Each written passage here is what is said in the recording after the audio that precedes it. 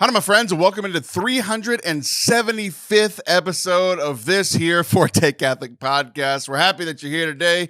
We're happy that you've been here with us, whether you've been listening for 2 weeks or 375. We are so thankful that you are here. Chris Bartlett is my co-host today. We talk about the retreat that we worked together and share some of the stories from that.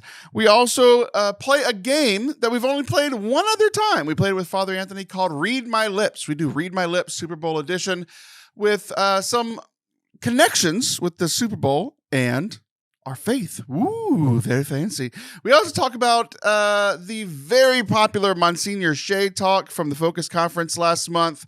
And we kind of do a deep dive into it. Chris shares what he really loves about it, why he thinks it works. And I am challenged quite a bit by the talk because I'm not exactly sure why it worked as well as it did. So I hope that you enjoy today's conversation. If you do, please hit subscribe wherever you are watching or listening. Enjoy.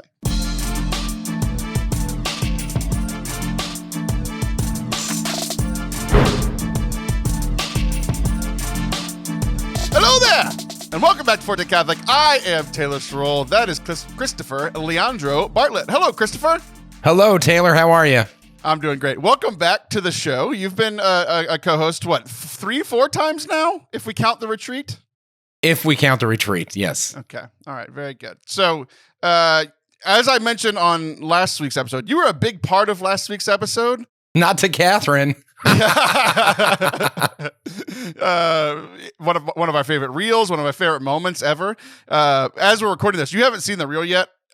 Sarah did some great work with making Catherine look like she doesn't know what she was doing. It's just beautiful work that you'll have all seen by the time this releases. Can't wait. Oh, so good. So, long story short, if you didn't listen to last week's episode, the quick recap is Chris and I worked a retreat together. Chris invited me to come be like his, second command and do the music for the retreat. And we tag teamed the retreat, and it was very fun. And God's providence was all over the weekend. But part of God's providence meant that you got screwed out of recording a live podcast with me because that was the plan. You were a big part of last week's show because you were supposed to be last week's show. Exactly, yeah. Instead, your blisters got to be last week's show. Exactly, man. Exactly. I played so much guitar that weekend. One of them on the, what do you call it? The ring finger? I'm not going to show my fingers just in case I do it wrong. But on my ring finger, I still have a little blister, a little callus / blister on my finger from all the worshiping of the Lord that we did together. So, I mentioned it last week that I'm very thankful that you invited me to do this retreat, but I do have to call you out publicly for lying to me because you lied to me twice about inviting me to this retreat. One, you invited me 2 days after I told you that money was kind of tight, and then you told me that the reason you invited me was not because I needed the money, which is just BS because you've never invited me to lead a retreat until I said, hey, I kind of need some money. And then you went down your list because even when I called you out about your list of who you call to come help you with retreats, you were like, you're my second call. And I'm like, I'm clearly not. You do events all the time with 2 other musicians here in the diocese. I clearly wasn't your second call. Someone was busy on the confirmation retreat side. On the confirmation retreat side, you are number 2 on the list. Okay, so here's what I want to do. I know both of these guys very well. One of them's a very dear friend.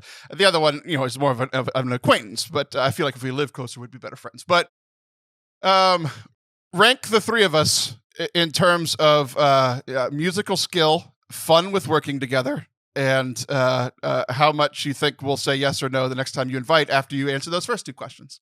So is it 3 separate questions or all together I rank them based on that? All together. Okay. So you would still be number 2. I don't think so because you've worked quite a bit with these other 2 people and once with me. Yes. Taylor, we had great dynamics. I called you. I rarely receive feedback as quickly as I got from that retreat. And so a couple of participants from a couple different parishes reached out to the retreat center and they passed those emails along to me. This is like Monday morning. So that meant they got home from the retreat and said, let's send an email telling them what a great job they did.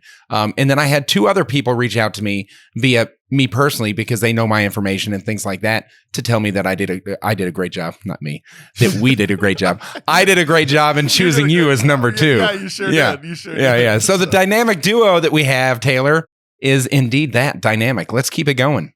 Okay, so here's where I'm at with my pride levels. I think I'm a better speaker than those two. I think they're way better guitarists than me. Both of them are way better at playing guitar than me. But your vocals are number one. Your vocals are top notch. I think vocally it's pretty tied at 1 and 2 for me. I think I'm 1 and 2. So my thing is, I really enjoyed doing this with you. I want to know, did I move up or down? Because you keep saying I'm second. I was clearly third before this weekend. So have I moved up? You also said that you do parish missions, you do all this stuff. Essentially, like, I don't get feedback all that often. Like you said, you got some emails. Like, I don't get feedback about the events that I do. Sure. So did I move up in your list, or did I move to 4th or 5th after this weekend? Your power ranking definitely increased, yeah, after that weekend. And part of it is, it's not just about what you do as an individual, but how we interact together. And we really did have a good dynamic where we complement each other. We don't want the same person up there, and you and I are not the same person. Clearly, our presentation styles and things like that, they complemented each other. It was a good thing, Taylor. You did good. You did good too. And you even called me to compliment me, and I was like, look, man, I don't really care about your vain compliments, your empty compliments, unless I get called second next time. You got called first this time. That's BS. Well, hold on. It's because the other number one who was a given, the number one who was a given canceled. He was not able to. He coaches, and so then you got the next call. You were next in line. Yes, clearly not first. Oh, I called someone else and they were unavailable, so I called Taylor. I already tried to get you the gig in Corpus, but you were busy coaching track. Exactly. That one's coming up. Remember? Yeah, I do remember. Yeah, I'm busy. Call somebody else. Call the fourth person on your list. The fourth, the third, whatever. Leave me alone, Taylor. All right. Well, I think what she meant to say was thank you, and my response to that is you're welcome. No, I'm still mad at you for lying. I just don't understand why you're blatantly lying. I'm so thankful you invited me. I had such a great time, but you continue to lie, and it's making me angry. You're number 2 on the confirmation retreat side of things. Parish mission side, you might be number 3. Why? Yeah. What is it about me that makes me so bad at parish missions, Chris? I've led them by myself. I don't even need you. No. It's that I've developed parish missions with these other 2 people, and so it's easier just to lather, rinse, repeat, and kind of polish as opposed to recreate. You built this confirmation retreat with one of those other people, and I stepped in, and you said that I was the best at it. So why wouldn't you think that I'd do the same thing at parish missions? That's a fair point, and because I thought this through, Christopher. I got prepared. They don't yell at me like you do. They love me. No, they tolerate you. That's much better real than you love. All right. Well, I feel like I often get punished by God's providence, and since this past weekend, we were supposed to record an episode together, but because of God's providence, I made more money than you and got to go lead worship for a second retreat. So, but I didn't want you to be punished by that, by not being able to come on this show and be berated by me. So you're welcome for me not letting God punish you with providence. Yes. Thank you, Taylor. All right. Well, one of my favorite parts of the retreat, I'll be kinder now. One of my favorite parts of the retreat was, and the thing that I was really looking forward to is like, look, man, I've done 1,000 retreats. Like I can do retreats and I can look forward to them. But the thing that I was most looking forward to was spending time with you. Cause like it was a 2-day retreat. I went out there the night before just cause the retreat started early Saturday morning. I live further away than you do, but I knew that like Saturday night and all like throughout the day Sunday and throughout the day Saturday, we'd be able to spend some time together.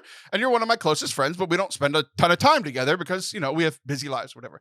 But right. I was very much looking forward to recording a show with you. We didn't do that, but we still did do the other part that I was looking forward to. It's just like, we just sat, we're in this nice house I mentioned last week. And then I came back from leading worship for the 11th hour that day. And I came back and like, we just sat there and talked. And it was like, we talked about stuff that like, we wouldn't talk about here on the show. We talked about stuff that we I had some things to get off my chest. You had some things to get off your chest. And we did that. And it was this healthy thing. And the irony is like this past week, I saw 2 videos, one on SNL and one, somewhere else. And whether I agree with them or not, they were essentially saying that like this is the most depressed like middle-aged, like young adult to middle-aged men have ever been in history. And one of the suggestions for why that is because like men aren't talking to each other as much. Like Right. I have people in my life that I trust a ton, but there's just something about like guy to guy, somebody that you know that you can trust and is going to give you some good feedback. And like I was able to do that with you. And like this is stuff that I haven't talked about with another. Like I talked about almost all that stuff with my wife, right? But it's just different than like, you know, guy to guy, girl to girl, that sort of thing. So Right. that's the part that I was really looking forward to, and I really appreciate it. And like, I genuinely feel better about a lot of the situations that we talked about because I was finally able to talk to somebody about it. So thank you. Now I'm being nice. Well, you're welcome. And right back at you. Yeah, it's amazing to be able to just have these touch points. Really, we see each other maybe 3 times a year. How often do you see those other 2 musicians per year? Stop it. But during those 3 times, we're able to go deep like we were neighbors. Instead of just kind of, let's try catching back up. And then we got to part ways again. Like we were able to have real conversation real quick. And I appreciate that as well. So thank you, Taylor. Yeah, very good. Okay, enough sappiness and enough about the retreat, and not enough of me yelling at you. That's the next hour. So you did come prepared with actually 2 topics. So plan for the day is we're going to talk about your first subject here in a second. Then we're going to play a Super Bowl themed game. It's a game that we've played here on the show before, but Super Bowl edition. And then we're going to talk about a talk given by Msgr Shea that probably everybody has heard about right now. I just heard it recently because I just found out it was free and didn't have to pay for it because of you. So thank you. So that's our plan for the day. But you have a brand new segment that you'd like to run by me, and I'm going to see how well this goes. Good. Yeah. So this one's called Wholesome Media. Listen, I have a teen that I minister to years ago, like we're talking like 15, 20 years ago, who went on and had a great voice. Like you know those worship experiences where you're leading worship and there's someone else that's singing and the song sounds better because they're singing along. Yeah, I didn't have that this past weekend because all I could hear was you. Yeah, my voice is not there, but this girl's voice was one of those. Like I cannot hear the song Sanctuary without hearing her harmonize or wishing that I was hearing her harmonize. So she went on and pursued theater and some of the different things in regards to performance, and ended up marrying someone who is in the biz, show business or whatever, and they're an editor for a show called Welcome to Wrexham. Now, have you ever heard of this show? I have. One of the girls that I coached, she just graduated last year, but one of the girls that I coached in track, we bonded a lot over Ted Lasso, and Ted Lasso ended like right around when track season was ending.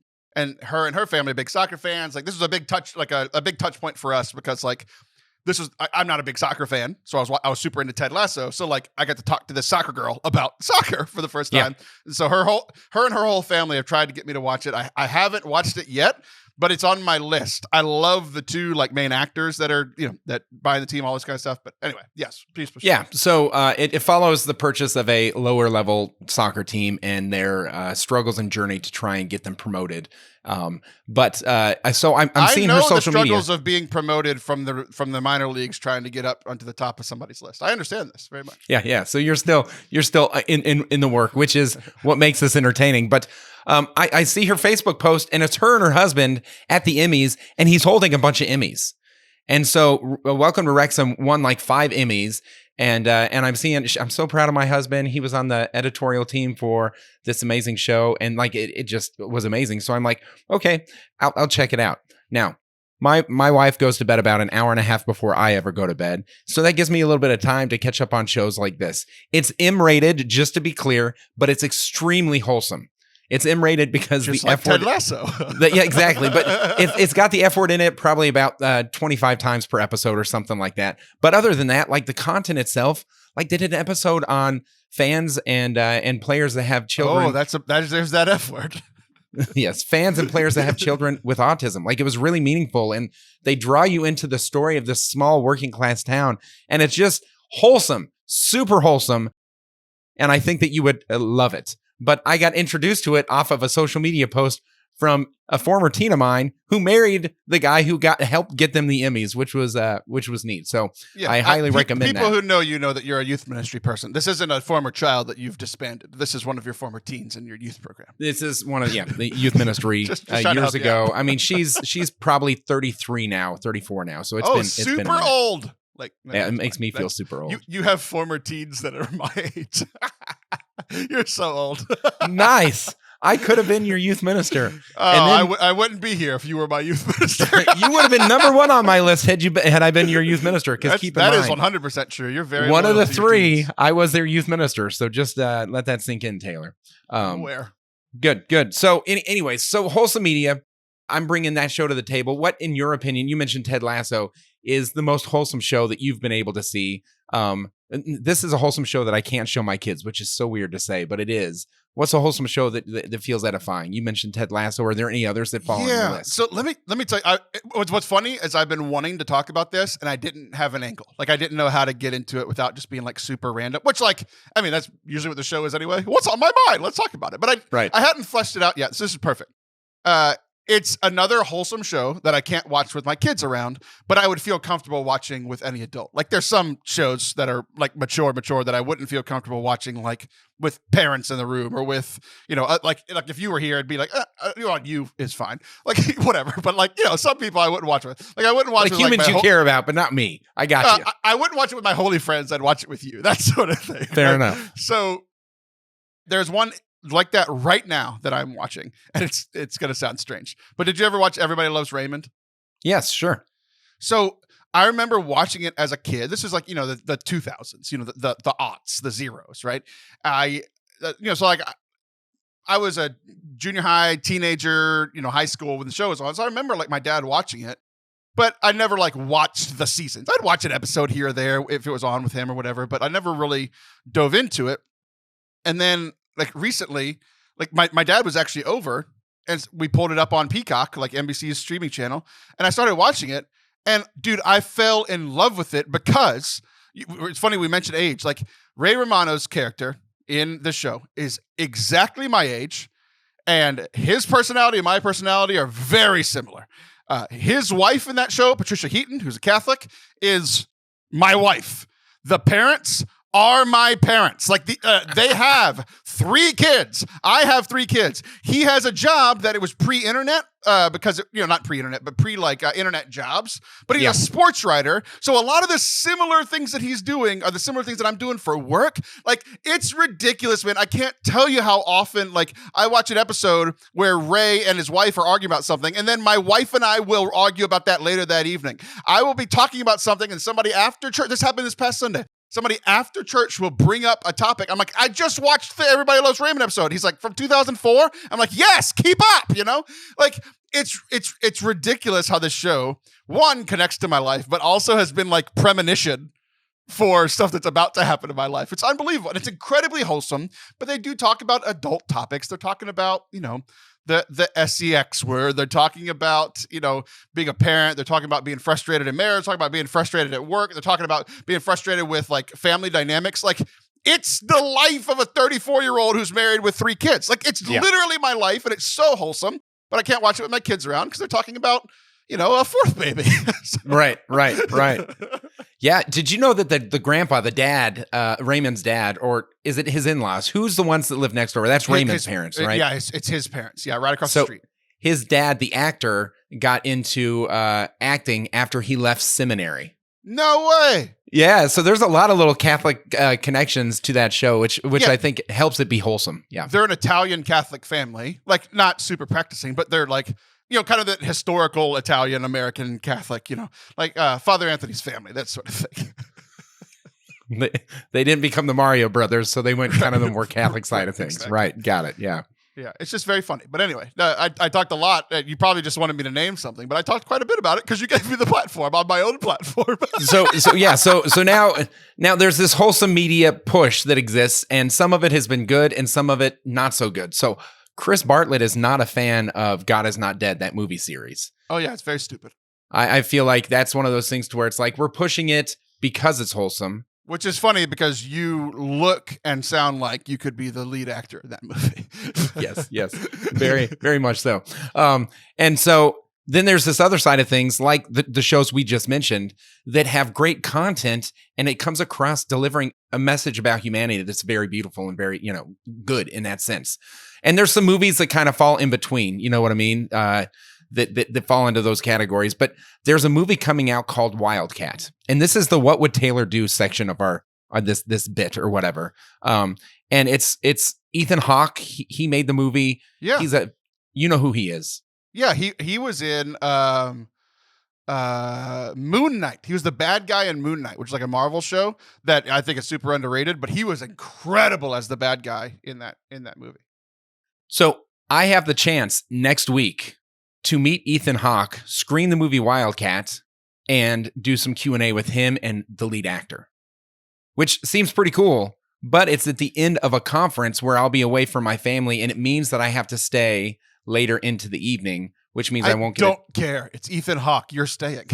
So Taylor, you would go to it. What? Yes, honey, I'm going to meet and talk with Ethan Hawke. You know that guy that you've had a crush on for 25 years? Yeah, I'm going to go talk to him. Figure it out. I feel like Ethan Hawke, in my mind, because I'm not as connected to this actor, I feel like he's like a Kevin Bacon Jr. or something like that. Like I don't know him well enough, and I haven't seen him. I've seen him in some movies and things like that, but I'm not starstruck. If it was like he's one of the best of his generation. If it was like Leonardo DiCaprio or like I don't know, Ben Stiller or something like that, I'd be like, hey, I know these people. Let's see him. But I'm not. This is in Austin. He lives in Austin. I didn't know that. He lives. Well, you should just come on up and go hang out with him. I would love to. I will tell my family I'm not going to be there Sunday evening either. Dude, you could drive up to Dallas and I could give you my pass to be able to go see this. Did you never see Training Day? I saw Training Day, sure. Isn't Denzel Washington in that one? Yeah, he's like the crooked cop and Ethan Hawke's the white guy. Okay. Like, incredible movie. Yeah, man. I love this guy. So this Wildcat is one of those wholesome type of media movies that they're trying to push out to kind of different groups that interact with families and youth and different things like that. And so they're going to have a Q&A afterwards. But that's the only compelling piece is I'm like, it'd be cool to meet Ethan Hawke. It wouldn't be cool to get home at 1 a.m.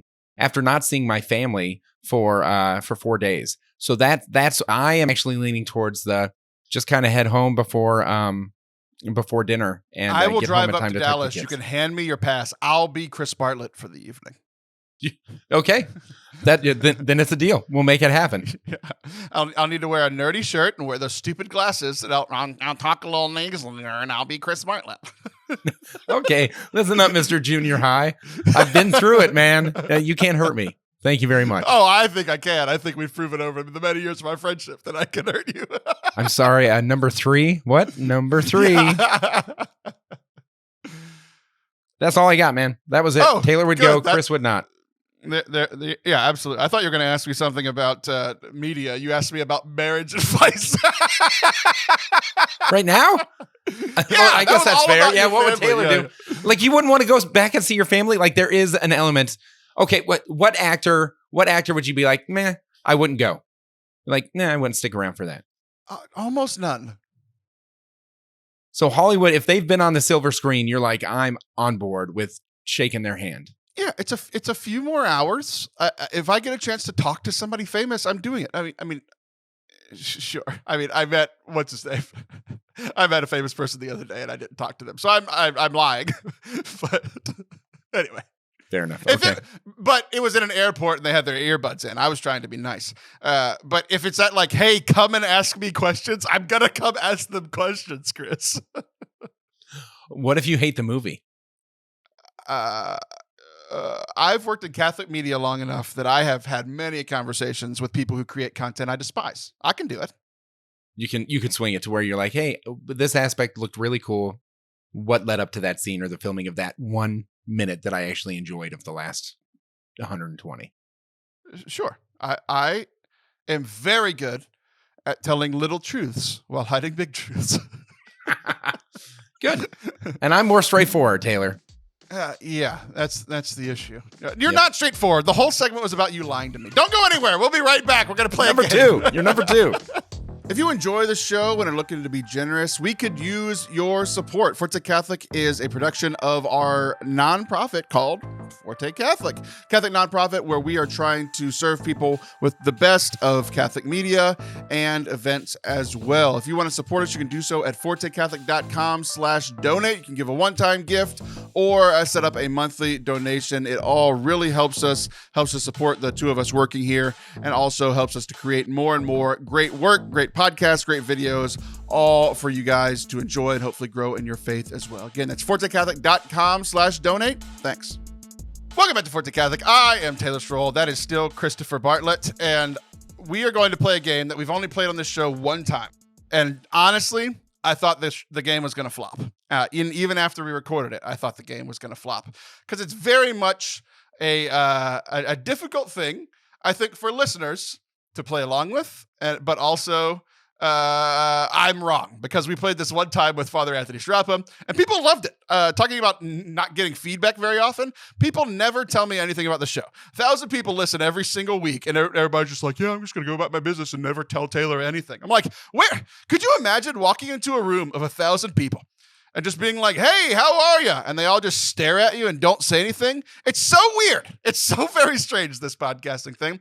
But we got the feedback, of those 1,000 people, 28 out of the room were like, hey, play that stupid game again that probably doesn't make sense for a podcast. Maybe this is the excuse for people to go watch on YouTube. I don't know. So we're going to play a game called what? What did I call this? Read My Lips. Read My Lips, and we're going to do the Super Bowl edition. But this is a Catholic show. So what we're going to do is, the Super Bowl is coming up this coming weekend. And we wanted to do something Super Bowl themed, and this is what we decided upon. We're going to do Read My Lips Super Bowl edition, where Chris and I are going to take turns where we completely mute our headphones, so you'll be able to hear us. The other host will be able to hear us, but the person listening won't be able to hear the other host. Is that clear as mud? Yeah, the good news is you've been a jerk to me in that first segment, and I get to mute you. So I'm looking forward to this show because I get to mute you. Let's play this game. Very good. You do realize I listen to this before it publishes, yeah?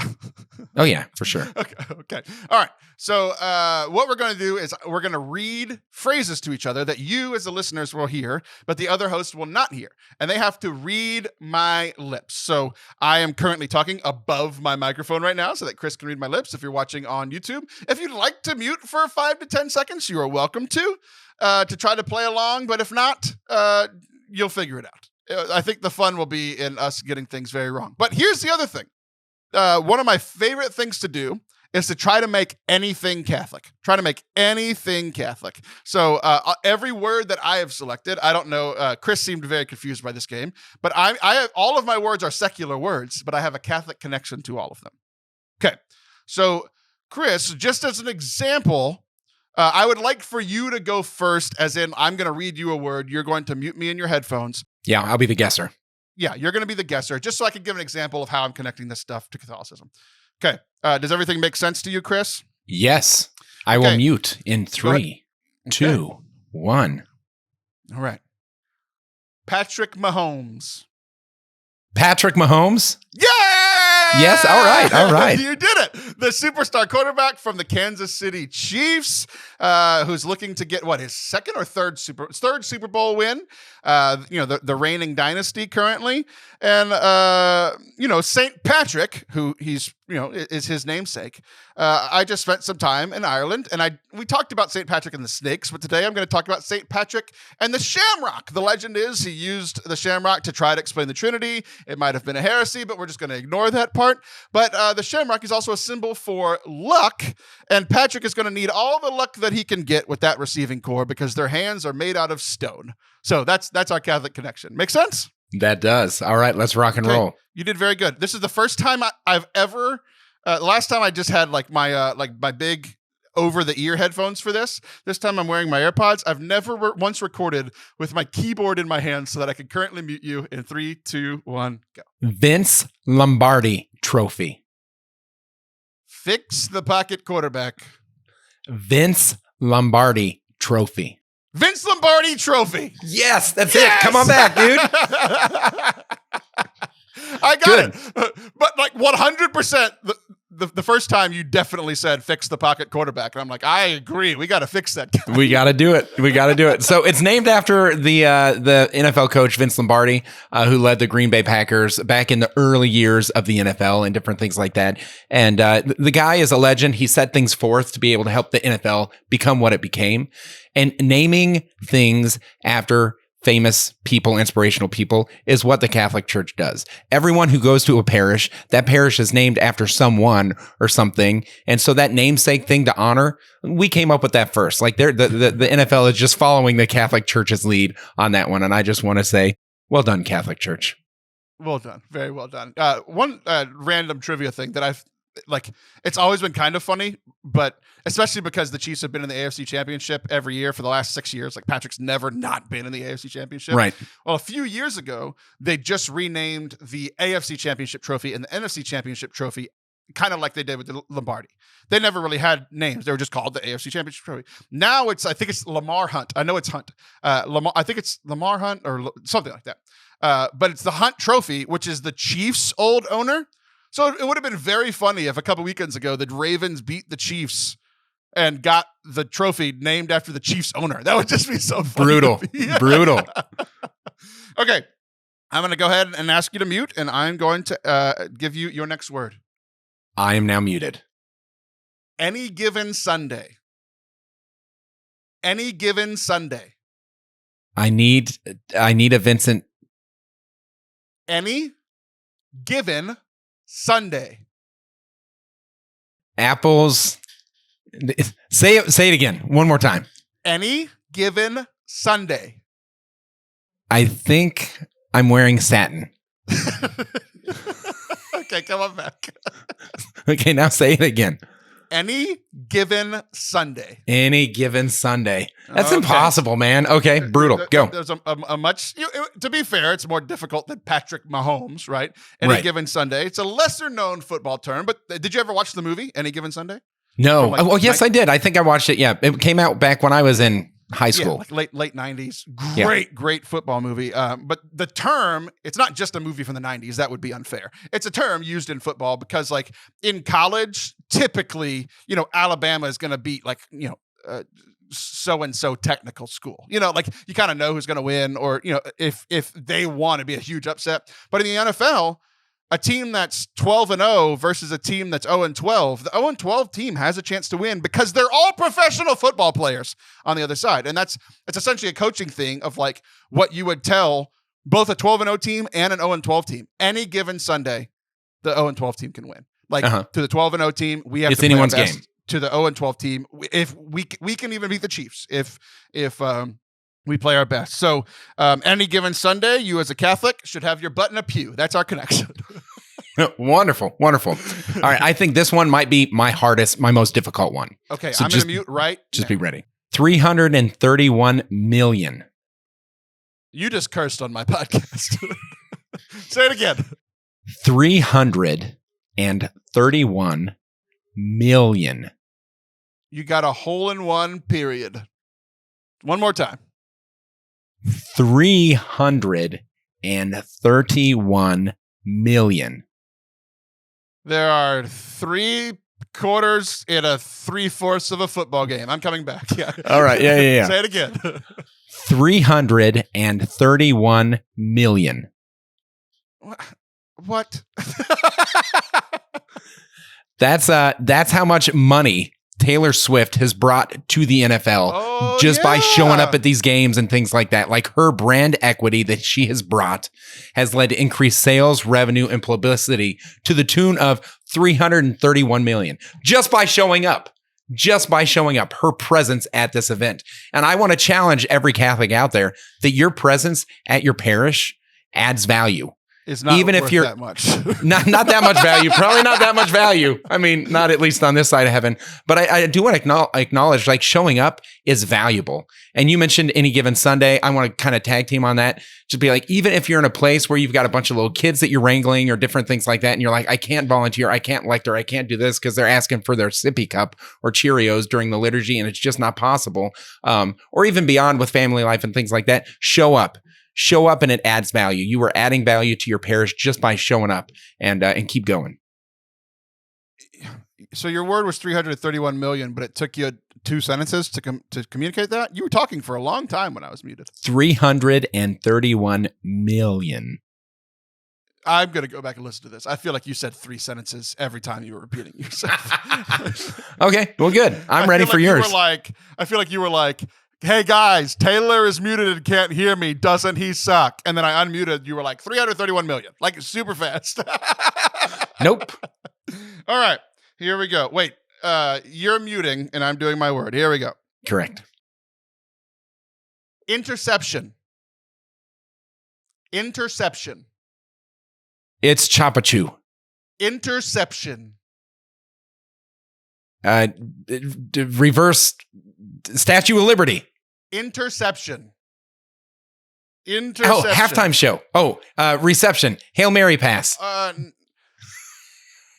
Reception was very close. Reception was very close. What's the opposite of it of a reception? Interception? Yes, interception. Yes, very, very good. So you were very close. My Catholic connection is that our prayers are intercepted by the Holy Spirit and made pristine to give to the Father. So we don't have to worry about what we say or having fancy words. The Holy Spirit perfects our prayers and brings them to the Father. The Holy Spirit is the greatest defensive back of all time.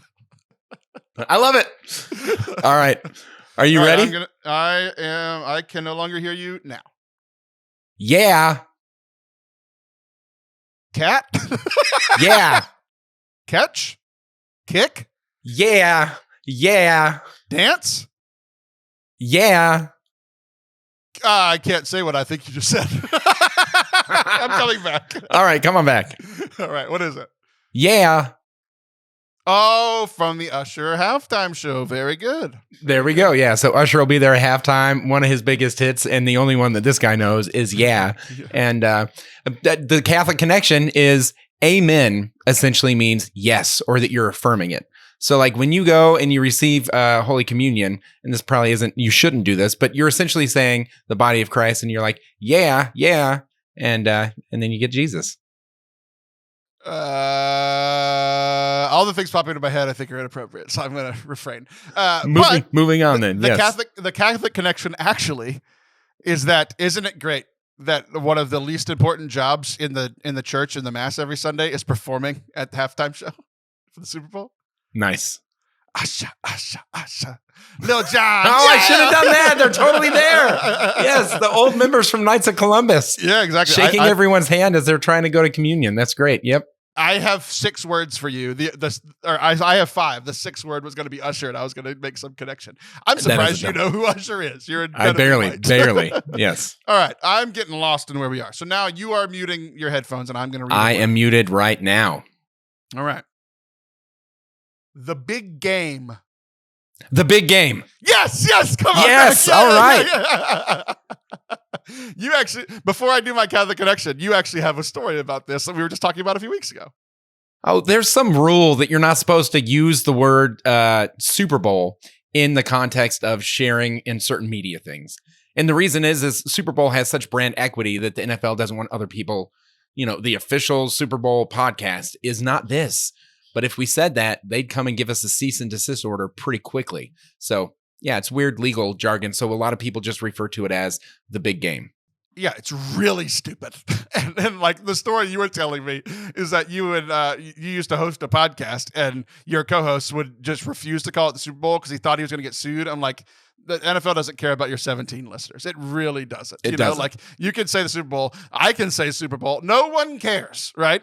And it's a very stupid rule. Like all the Super Bowl commercials, we literally call them Super Bowl commercials. They have to call them, the companies have to call them the big game commercials because otherwise Kellogg's will get sued by the NFL. It's really, really stupid. Everyone knows that it's called the Super Bowl. We're all laughing at the NFL for we understand you don't want there to be another game called the Super Bowl, but when you're talking about your thing, we're literally promoting your thing. Shut up. That's it. It makes me so mad. Yeah. So our Catholic connection here is a little spicy.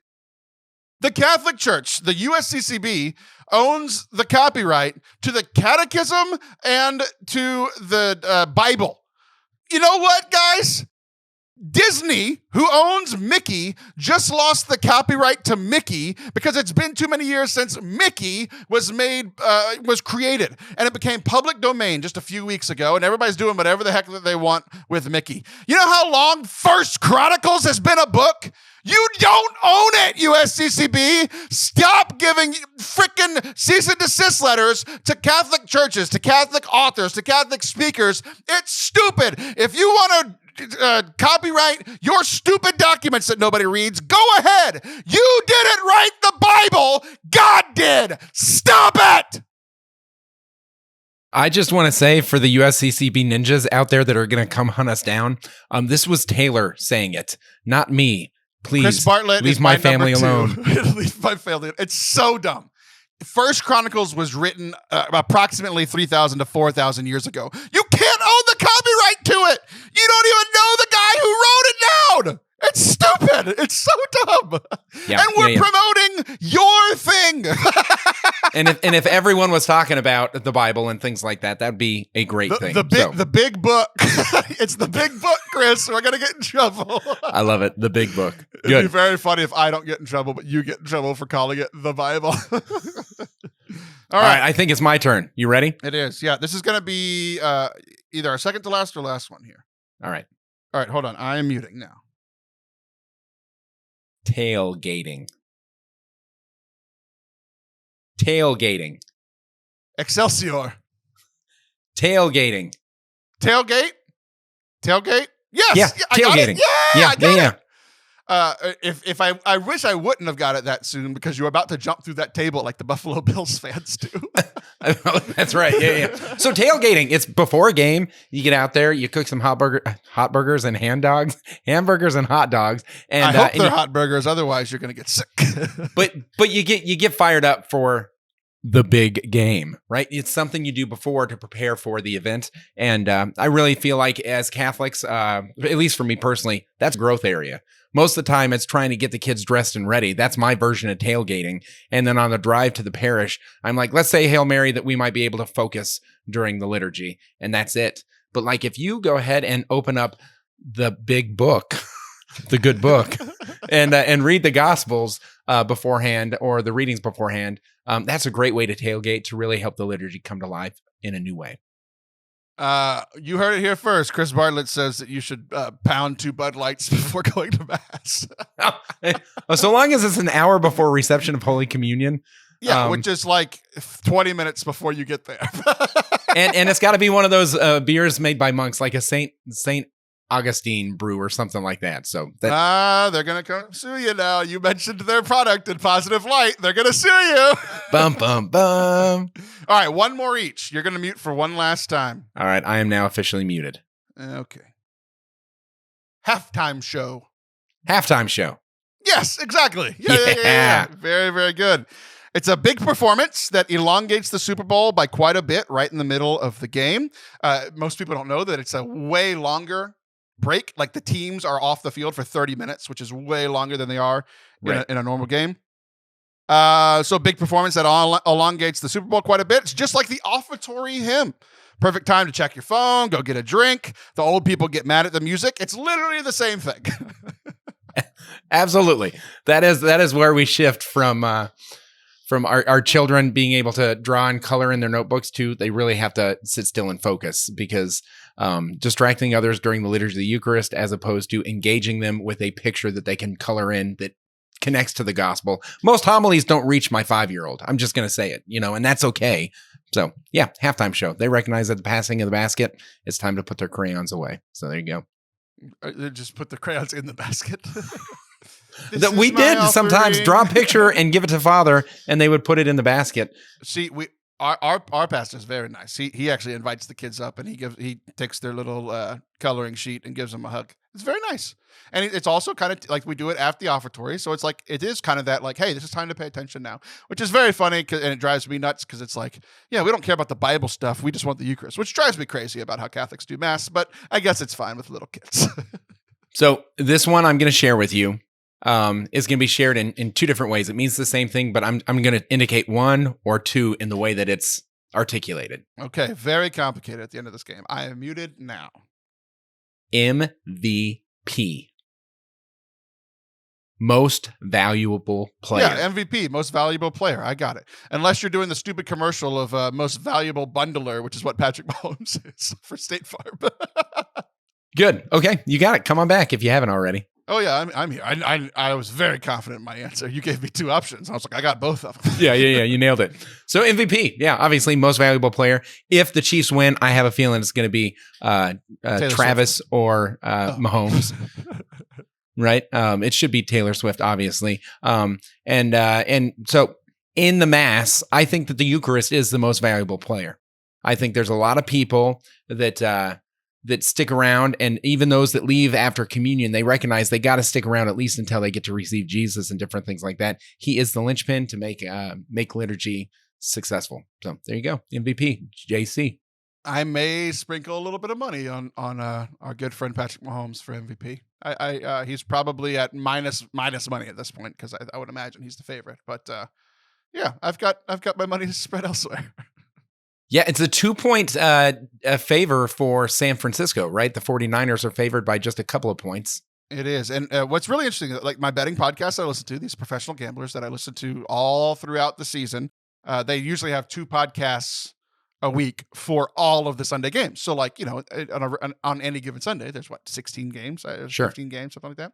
But now there are 2 weeks between, the AFC NFC championships and the Super Bowl. So now I'm getting 2 to 3 podcasts each week over 2 weeks. On one so game. I'm going to be on one game. So I'm feeling incredibly prepared. I'm doing some stuff I've never done before gambling wise. But hopefully I'm in a good mood next week. We'll find out. Stick around. Exactly. All right, this is fun. I had a good time. We'll see if the listeners liked it this time, or if they're just gonna, be 1,000 people staring at me blankly again. So. You did very good. Congratulations, you did it. I was shocked at how challenging it is when you're muted. You look like a Muppet. I mean, you just kind of got that beautiful beard that kind of covers your mouth, and you look like a Muppet. And then to be able to get 1 or 2 words out of it. Amazing. I felt like you were able to figure it out a lot better, which I think makes me a better word giver. I'm more articulate with my lips and things like that, obviously. So again, you're number 2. It's a good job. Well, very good. Thank you. All right, don't go anywhere. When we come back, we're going to do something very serious. We're going to talk about a talk that everyone's been talking about that I just watched yesterday because Chris made me. Don't go anywhere. We'll be right back. If you'd like to stay connected with us throughout the week, you can do so on social media. We love interacting with you guys when you guys leave comments on some of our posts, when you send us some DMs. And also, we're sharing some funny memes and stuff, especially over on Instagram at Taylor Schroll, also on Twitter at Taylor Schroll, and at Forte Catholic on LinkedIn, if you're one of those fancy business people, at Forte Catholic on Twitter and Facebook as well. We're also over on TikTok at Taylor Schroll. That's Allison Sullivan's land. She reigns supreme there. But we're also posting things.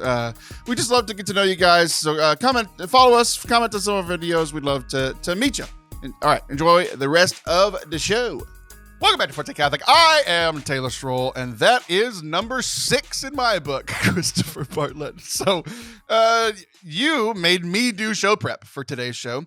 And you made me do show prep, but at the same time, you also opened my world in ways that I never thought could happen. A whole new world. Don't you dare close your eyes. Yeah. So I opened my eyes yesterday for about 30 minutes to watch a talk that I thought was behind a paywall. Everyone's been talking about this Msgr Shea talk from Focus, the conference, about a month ago. It's right around the new year.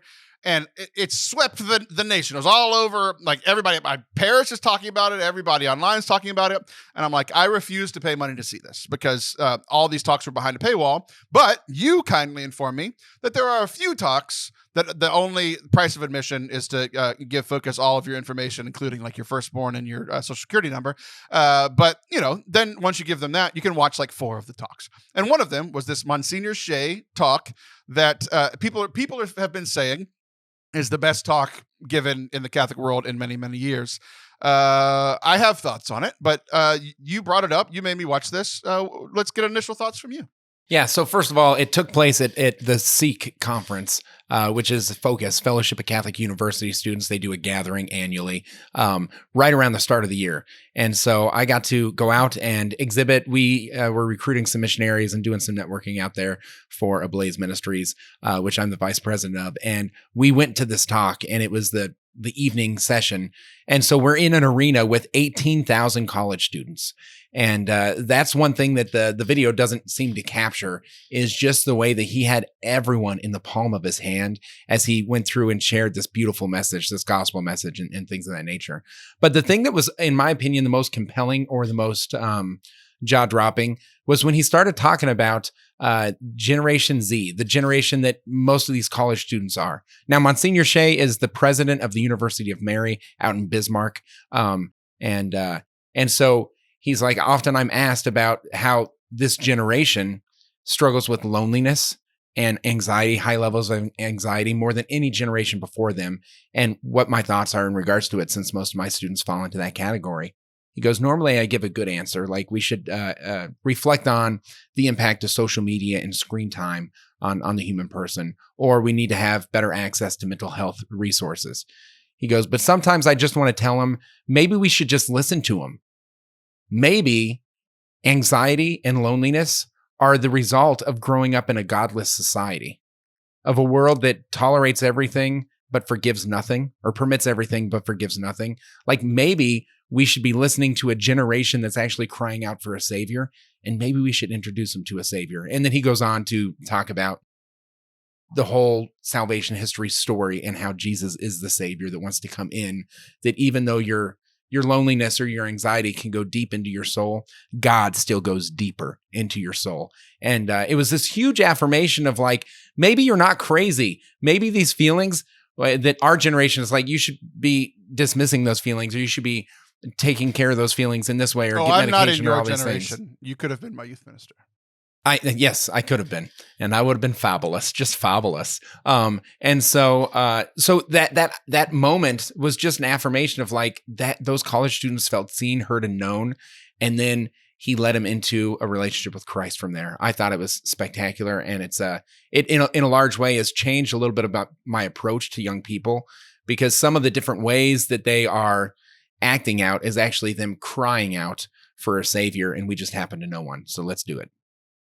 Yeah, I have to say, just initial impressions. I have some notes. You actually already covered a lot of my notes because obviously we watched the same talk. But I have mixed feelings about this talk. Let's hear it. I'm wondering if I would imagine, I'm actually pretty certain that our experiences of that talk were incredibly different. You were there. Right. It was happening live, and you were in the room with 18,000 college students. I was here by myself, sitting on my couch, watching it on the same screen that I'm watching you on right now. And it had been talked up so much. It's almost like we've talked about this in regards to movies and TV shows. If it's so hyped, you go in prepared to hear the best thing ever.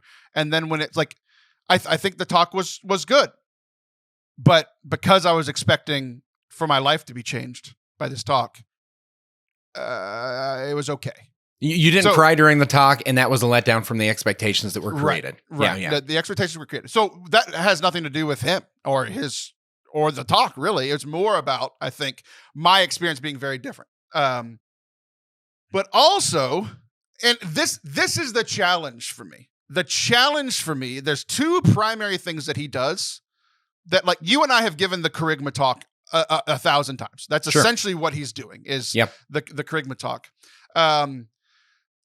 And it is not how I have ever thought to do the Kerygma talk, and not close to how I've ever given the Kerygma talk, for two primary reasons. One that I like intellectually disagree with, and one that I emotionally disagree with. But there's this conflict within me that this talk is resonating with so many people. So it's challenging. It's challenging how I think about the Kerygma, and challenging how I think about presenting the Kerygma, for two primary reasons. One, I once gave a Kerygma talk at your parish whenever you were the youth minister, and that was the most complimentary of me you've ever been. You thought it went really well. It was different than what you thought, which I like to do. I like to do it in a way that is kind of new and fresh. So I use salvation history a lot. It was very biblically based. Yeah. Right. It was excellent. But what he does is, in this talk, he talks about, essentially, it's all the bad news for a very long time. Those are the two things. He talks about the bad news for a very long time. That's the first thing that I like emotionally disagree with. He doesn't talk about the good news until 25 minutes in, and it's a 30-minute talk. Right. So emotionally, I was like, this is actually kind of depressing because like it's connecting because all this anxiety, like I've been talking about how anxiety and depression came into my life really for the first time in 2020, and it hasn't really gone away. Like it's not as bad as it was in 2020, but it still creeps into my life.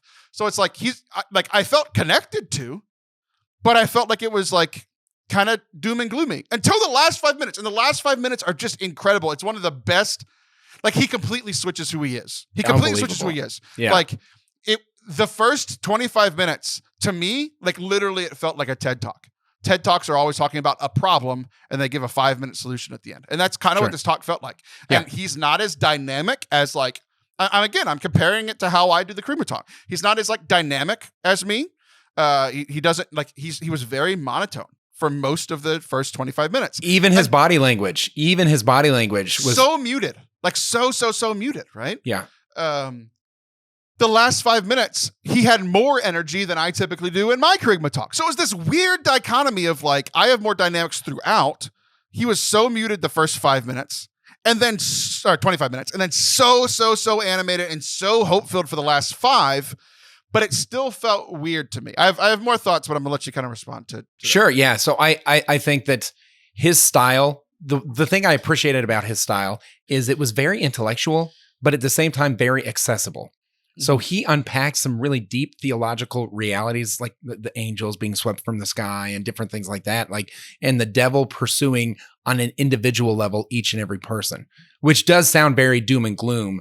But then I felt like he delivered on the resolution and acknowledged that tomorrow night's speaker is going to unpack what it means to have life in Christ a little bit more. Sure. And that was Father Mike Schmitz and things like that. So I've heard of him. He was part of a bigger dialogue, and he, I think, played his part very well. But you're right. I was shocked that he did not move around the stage a lot.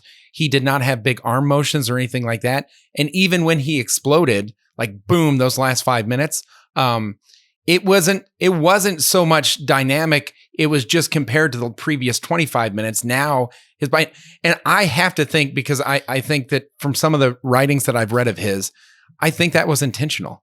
I think that he was very, very much in control of how he was delivering the message and different things like that, so that it felt like the finale of a fireworks show. And it was. I mean, so I was impressed for some of the different reasons that you were like unimpressed. I recognize that 5 minutes at the end was actually the trailer for Father Mike's talk the next night. Yeah, and that was the other part too. That like, I'm like literally. I'm watching the talk and then kind of watching myself watch the talk, like I could put myself out of it and be like, okay, like Father Mike's coming tomorrow. But at the same time, I don't know, man. Like I felt pretty sad and kind of discouraged throughout a lot of the talk because like, which is kind of what he was trying to do, right? Like it was pretty much like, hey, what if you're anxious for a reason because the devil's out there roaring like a lion? And like, I've dealt with that a lot in my life of kind of feeling despair, like the devil's going to win. Right. So to sit through 25 minutes of it was actually kind of difficult for me, right? Yeah. And it's the other thing was just very interesting. It's like when I do this like biblical, like salvation history charisma talk, I either, because of time, kind of gloss over the before creation of man, like the angels and the demons and the angels becoming Satan and all this kind of stuff, right? I either kind of gloss over it or just skip it entirely if somebody's like, hey, can you do a charisma talk in 15 minutes? Like, I'm going to focus on people.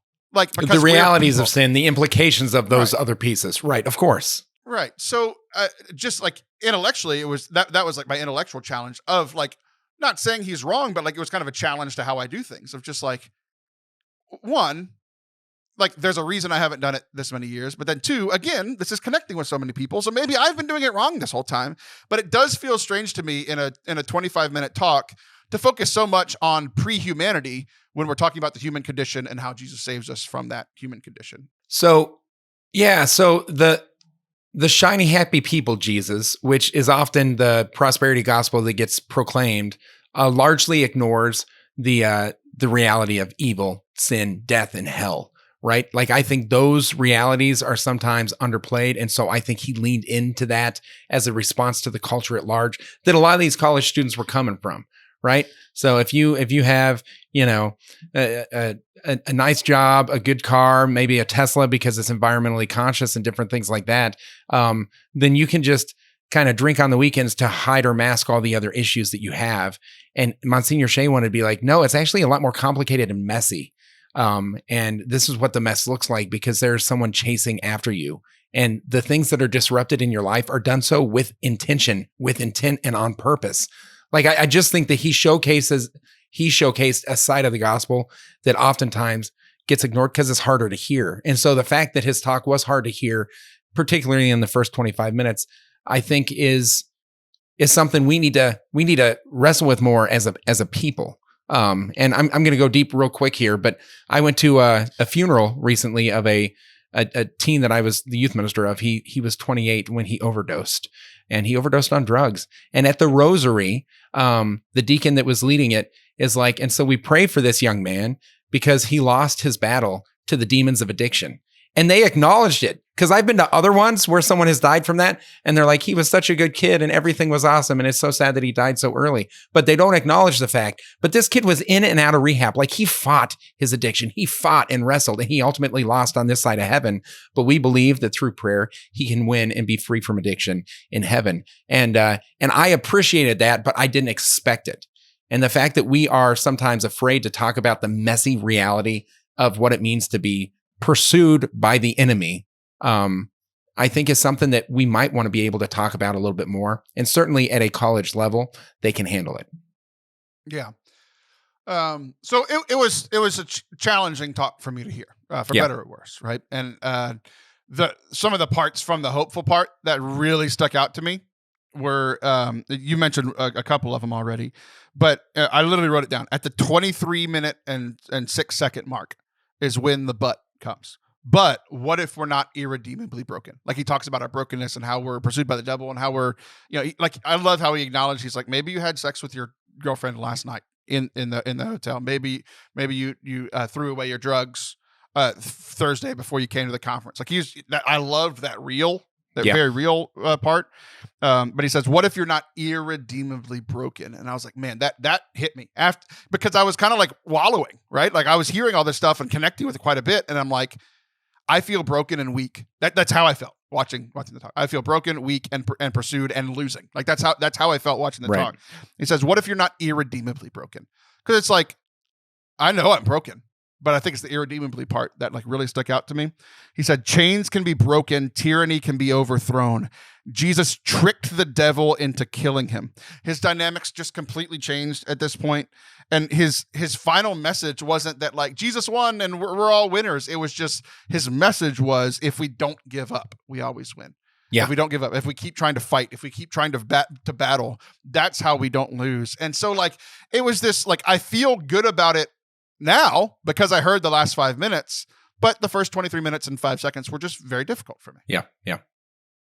Well, I just want to plug it. You can go to seekreplay.com and you can give them your email address, your mom's maiden name, and your social last 4 digits, and you'll be able to view Msgr Shea's talk, which it was at least worthy of an exploration. Is that fair? Are you glad you spent the 30 minutes? It is had my wheels turning since I watched it yesterday. I think it's incredibly impactful. I'm glad other people have really enjoyed it. I just think for me and kind of like what I struggle with, it was kind of difficult to hear. Yeah. But that difficult and kind of challenging thing can be good too. So like the way that everybody's talking about it, I think they're remembering the last 5 minutes. But I just had never heard anybody talk about the first 23, like the beginning of the talk. Like, heavy. It's super depressing. Yeah. Yeah. So I don't know. It was very interesting. I'm intrigued by it. I was challenged by it. And I'm glad we got to talk about it. Thanks for making me do homework. All right, Taylor, thanks for doing it. Yeah, absolutely. One final thing. This connects to something that we said earlier. When he gets to Adam and Eve, that's typically where I start, and he's, this was 20 minutes in where he starts talking about when people were created. But it's one of those things that I heard before, but I think because it was just this interesting place of like, I knew we were talking about this today. You and I mentioned it earlier in the show, like you and I talking things out while we were at the retreat was just really helpful for me. Yeah. And he talks about Adam and Eve that like immediately they hid parts of themselves from one another. And the way that he worded that it's like, we always think about their nakedness, but I was like, man, I hide parts of myself from people all the time. Right. So the way that he worded it made me think about it, not just in like physical nakedness, but like hiding parts of one another from themselves. We do this often with people around us because of our sin. Like we feel the shame, or we feel like ashamed of not just nakedness, but like of our sin, of how we think, of thoughts that pop into our head or whatever. But it's so helpful to talk those things out. Like Jesus came, or God came to walk amongst them, was looking for them, was looking for a relationship, and they were hiding from one another. So it was kind of an affirmation in the midst of the sadness of like, hey, this was actually really good that we got to talk things out, like with you talking things out with my wife. Like it was just a really kind of helpful framing to a story that I've heard 1,000 times, but I'd never really thought about it that way. So. Yeah, in so many ways, vulnerability and humility are pathways to healing. Like, and that is where you stop hiding things, both from others, also from God, but also from yourself. Like oftentimes when we bury things, we try and bury them from ourselves as well. And that type of introspection is powerful. Yeah, very much. All right. Well, thanks, Chris. This is thanks for making me watch it. This was a great episode. I really enjoyed it. I'm glad that we got to do it. I'm hoping to move out of number 2 status here sometime soon. I'm hoping that having you on my very successful podcast will bump me over some of those people. Hey, friends, if you want a great parish mission, reach out to me and I may bring Taylor along with me. I don't like you. That's the end of our show. I'm Taylor Schroll. I'll be back next week. That's Chris Bartlett. He'll be back the next time he invites me to an event. Amen.